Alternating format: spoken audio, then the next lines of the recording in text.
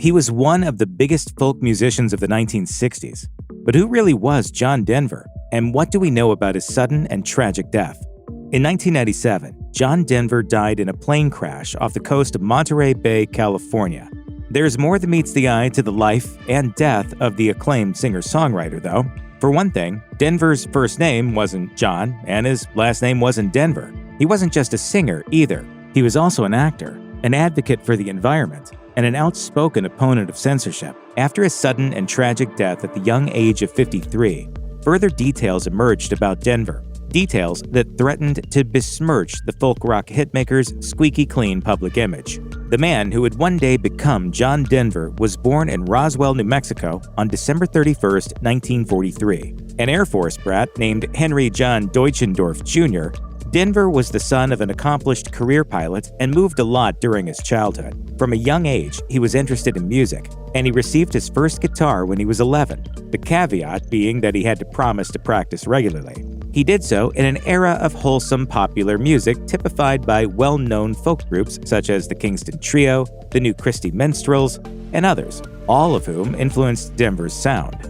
By the mid-1960s, Denver had joined the Chad Mitchell Trio, replacing Chad himself, thereby transforming the group into the Mitchell Trio.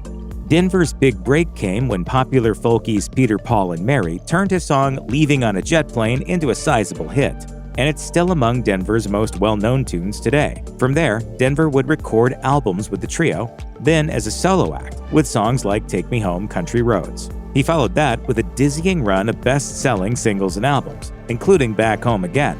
All the while, he cultivated the clean-cut image of an environmentally conscious singer-songwriter. In addition to his career in music, Denver maintained a lifelong interest in flight, likely inspired by his father. I know that it's true that you have to climb to the top of the mountain to see the other side. Well, we wanted wings, we got them. Denver even dreamed of one day going to space and applied to be the first civilian to reach the final frontier on the Space Shuttle Challenger. He missed out on that opportunity to Krista McAuliffe, however, who died along with the other crew members in 1986 when the Challenger exploded shortly after liftoff.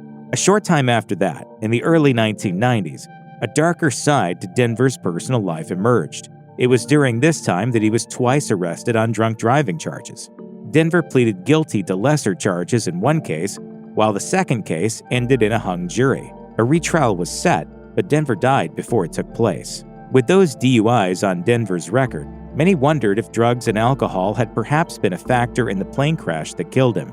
That turned out not to be the case, however. After a routine autopsy, no drugs or alcohol were found in his system. Due to Denver's record of driving while intoxicated, though, his flying license had been revoked at the time the fatal accident happened.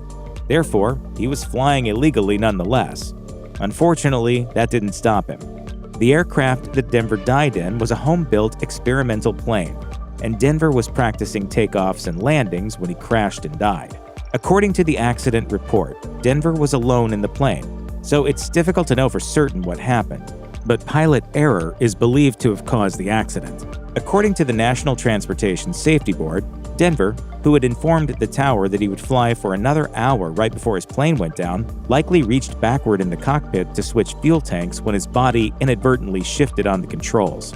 That sent the plane into a spin from which he couldn't recover, possibly due to his inexperience flying that kind of aircraft. The engine of the plane was later recovered from 40 feet of water, and Denver's official cause of death was declared to be blunt force trauma.